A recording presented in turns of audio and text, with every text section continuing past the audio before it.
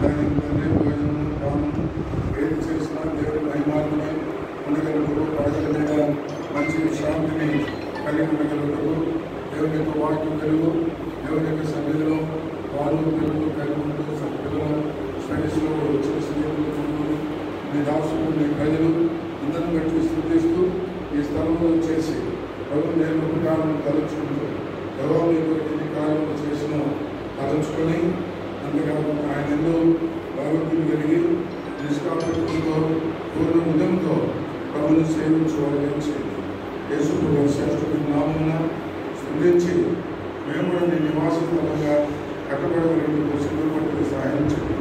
మా రక్షకుడైన ప్రభువైన యేసు నామమున స్తుతించి ప్రార్థన చేసుకున్నాం తండ్రి.